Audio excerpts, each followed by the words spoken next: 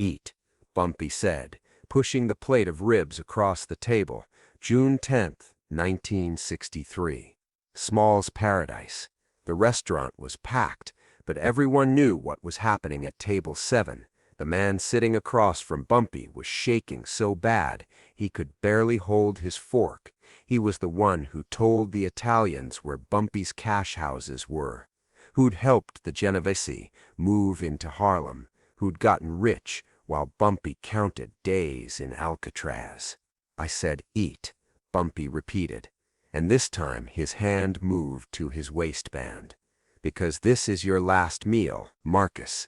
Smooth Henderson had been running Harlem like he owned it for 11 years. Every Tuesday and Friday night, he held court at Small's Paradise on 13th, 5th, and 7th Avenue, the crown jewel of black nightlife in 1963. Smooth sat at table 7 in the back corner, surrounded by his crew, drinking French cognac and eating the best ribs in New York City. He wore Italian suits that cost $400, drove a midnight blue Cadillac Eldorado, had a penthouse apartment in Mount Morris Park with a view of Central Park. He had 40 men on his payroll, 5 policy banks running numbers across Harlem, and the Genovese family's blessing to operate as long as he paid his weekly tribute. Smooth had built all of this on the foundation Bumpy Johnson left behind.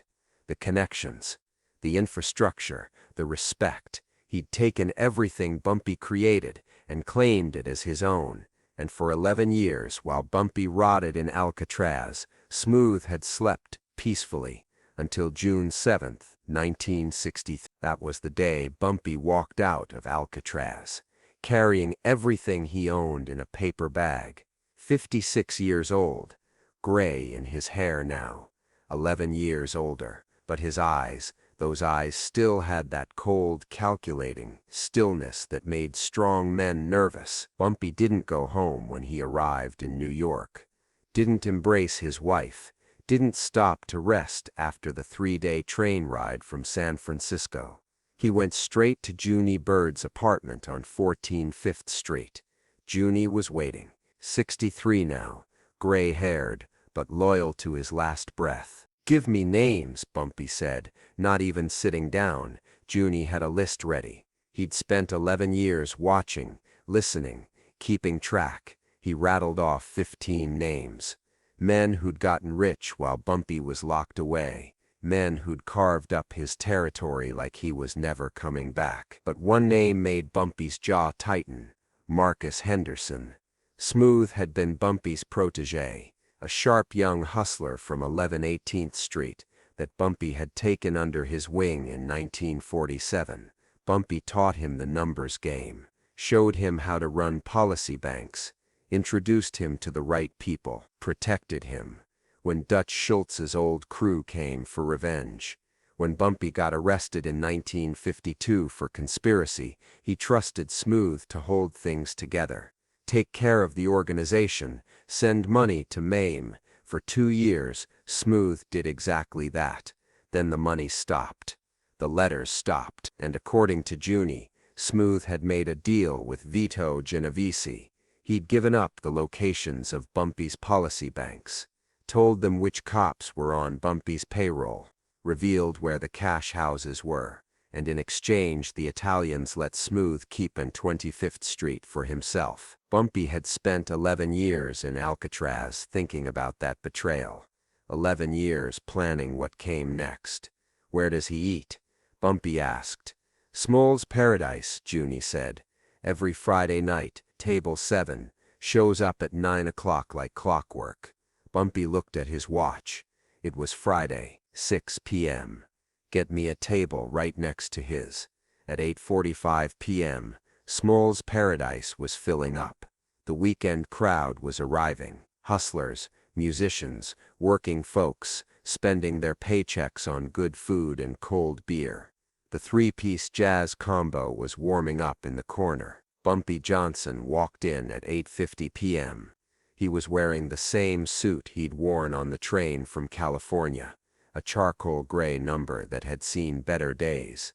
His shoes were scuffed. He carried no weapon that anyone could see. He looked like a ghost, like something from Harlem's past, walking into its present. The restaurant didn't go silent, but conversations shifted. Eyes tracked him as he moved through the crowd. Old-timers recognized him immediately. Younger hustlers who'd only heard the stories whispered to each other, "That's Bumpy Johnson. I thought he was dead. Man got out of Alcatraz 3 days ago." Bumpy walked straight to table 8, right next to table 7. Junie Bird was already sitting there along with Willie Fish Jackson and Raymond Quick Lewis. 3 old-timers who'd stayed loyal. 3 men who remembered what Harlem was like when Bumpy ran it. Bumpy sat down with his back to the wall, facing the entrance. Old habit, never sit with your back to the door. At exactly 9 p.m., Marcus "Smooth" Henderson walked in. Smooth was 38 now, dressed in a cream-colored suit with a burgundy tie, diamond rings on 3 fingers, gold watch. He had 4 men with him, bodyguards who looked like they'd never missed a meal. Smooth was laughing about something, holding court, acting like he owned the place. He did own the place, or at least he owned the protection that kept S'more's Paradise operating without police raids. Smooth's crew headed for table 7. That's when Smooth saw Bumpy. He stopped mid-step, the blood drained from his face. His bodyguards noticed the change and followed his gaze. When they saw Bumpy Johnson sitting there, calm as Sunday morning, their hands moved toward their waistbands. Bumpy didn't move, didn't react, just looked at Smooth with those cold, empty eyes. "Marcus," Bumpy said quietly. His voice carried across the restaurant. "Come sit with me." It wasn't a request. Smooth's bodyguards tensed. One of them, a thick-necked enforcer named Leon, stepped forward. "Mr. Henderson doesn't take meetings without." Junie Bird stood up. He was 63 and looked harmless, but the tender .45 automatic in his hand looked very serious. The man said, "Sit down," Junie said softly. Suddenly, guns were everywhere. Smooth's 4 bodyguards had their hands inside their jackets. Junie had his Bury .45. Willie Jackson produced a sawed-off shotgun from under the table. Quick Lewis had a revolver pointed at Leon's chest. The restaurant froze. The jazz combo stopped playing. Waiters backed toward the kitchen. Customers dove under tables. But Bumpy Johnson didn't even blink. "Tell your boys to go home, Marcus." Bumpy said, "This conversation is between you and me." Smooth's mouth opened and closed like a fish. His hands were shaking. He looked at his bodyguards, looked at the guns, looked at Bumpy's calm, terrifying face. "Go," Smooth whispered to his crew. "Boss." Leon started. "I said go." The bodyguards backed toward the door, hands still on their weapons, eyes locked on Junie's, but they also didn't want to die in S'more's Paradise. On a Friday night. When they were gone, Bumpy gestured to the empty chair across from him. "Sit." Marcus Henderson sat. Bumpy signaled a waiter. The young man approached nervously, avoiding eye contact. "Bring us a plate of ribs," Bumpy said. "The good ones. And 2 glasses of bourbon." The waiter practically ran to the kitchen. The restaurant was dead silent now. 250 people frozen in place, watching table 8 like it was a stage. Even the kitchen staff had stopped cooking. Everyone knew what was happening. Everyone knew this was history. The food arrived. The waiter set down a full plate of ribs, still steaming, glazed with sauce. 2 glasses of bourbon. Then he disappeared. Bumpy pushed the plate toward Smooth. "Eat," he said. Smooth stared at the ribs like they were poisoned. "I'm not hungry, Bumpy. Listen, I can explain." "Eat," Bumpy repeated, "because this is your last meal." That's when Smooth understood. This wasn't a negotiation. This wasn't a conversation. This was an execution with an audience. "Bumpy, please." Smooth's voice cracked. "I had to survive. You were gone. The Italians were taking everything. I made a deal to save the organization." "You made a deal to save yourself," Bumpy said quietly. "You gave them my policy banks, my collectors, my roots. You told Genovese everything, and then you kept the money that should have gone to my wife." Tears were running down Smooth's face now. "I was going to make it right. I swear I was waiting for you to come home. I've been home for 3 days, Marcus. You didn't come see me, didn't send word, didn't send money to Maid and make up for 11 years of nothing." Bumpy leaned forward. "You thought I was never coming back, thought you'd gotten away with it. Please, Bumpy, I'll give it all back. The money, the territory, everything. I don't want it back from you," Bumpy said. "I'm taking it back from you." "There's a difference." Bumpy's hand moved to his waistband. But Bumpy didn't pull a gun. He pulled out a straight razor, the same razor he'd carried since 1935. The same one that had opened Dutch Schultz's enforcer from ear to ear in a Bronx warehouse. The same blade that had convinced Lucky Luciano to let Bumpy operate independently in Harlem. Bumpy unfolded the razor slowly. The steel caught the light. "You know what the Romans used to do to traitors?" Bumpy asked conversationally. "They'd make them eat their last meal, then they'd execute them in public. Let everyone see what happens when you betray your emperor."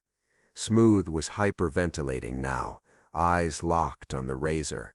"I'm not a Roman emperor," Bumpy continued, "but I am Harlem, and everyone in this restaurant needs to understand something."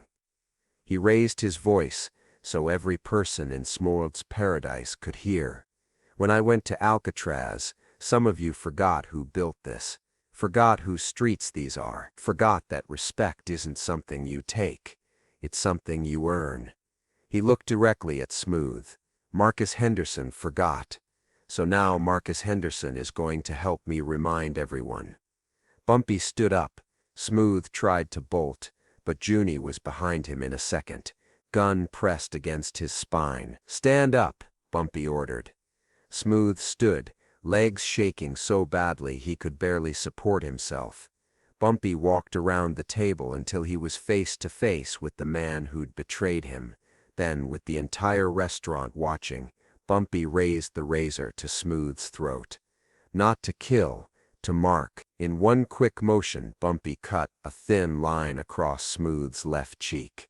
Not deep, just enough to scar, just enough to make sure every person in Harlem would know Marcus Henderson as the man who betrayed Bumpy Johnson. Smooth screamed, blood ran down his face, staining his cream-colored suit. "That's so, you remember," Bumpy said quietly. "Every time you look in a mirror you'll see that scar, and every person who sees you will know what you did." Bumpy folded the razor and put it back in his pocket. "You've got 24 hours to leave Harlem," Bumpy said. "Take whatever you can carry. Leave the rest. If I see you after tomorrow night, I won't be this generous." He turned to address the entire restaurant. "The rest of you, Bumpy Johnson is back. The rules are the same as they always were. Pay what you owe, keep your word, protect your people. Anyone who wants to test me, you know where to find me." Bumpy Johnson walked out of Smooth's paradise at 9:47 p.m. on June 10, 1963. He left Marcus Henderson bleeding at table 7. Left 250 witnesses who would spread the story across Harlem by morning. By sunrise, every hustler, policy banker, and street soldier in Harlem knew the king was back. Marcus "Smooth" Henderson was on a bus to Philadelphia by noon.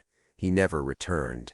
That scar was his brand, a permanent reminder of what happens when you betray a king. Within 72 hours, 3 other men who'd carved up Bumpy's territory quietly disappeared from Harlem.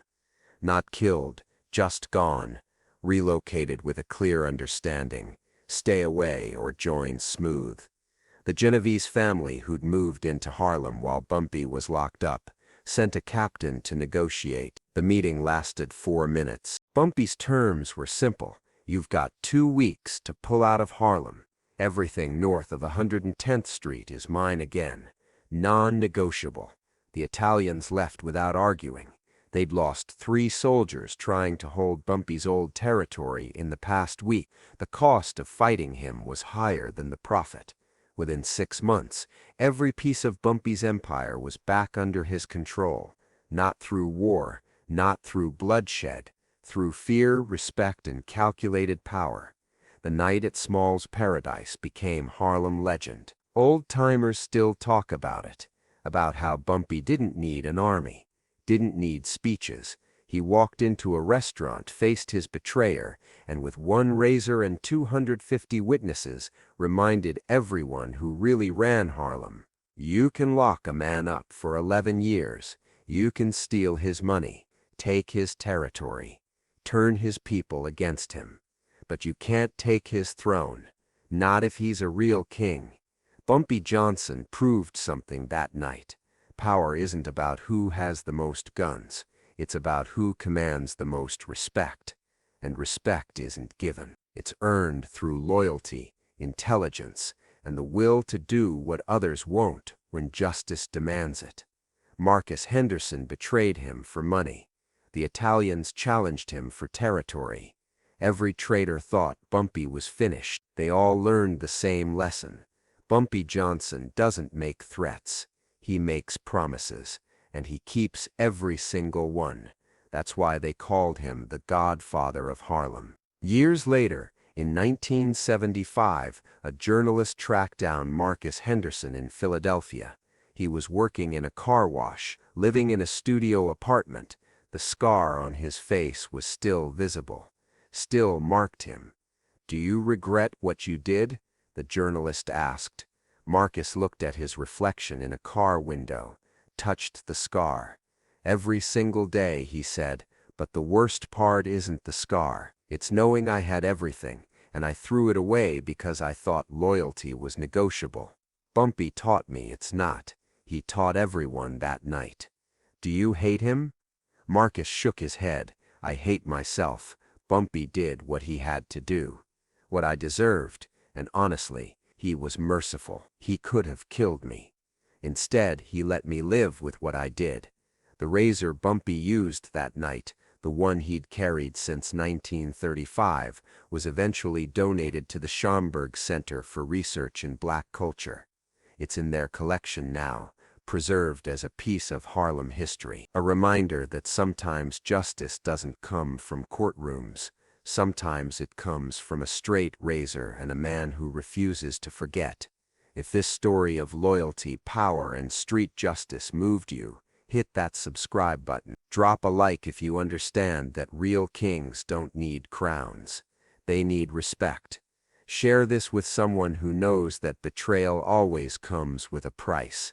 What would you have done in Bumpy's position? Let me know in the comments below. Turn on notifications because next week we're revealing the story of how Bumpy Johnson faced down Lucky Luciano and negotiated a deal that changed organized crime forever. Remember, in Harlem, respect wasn't given. It was earned.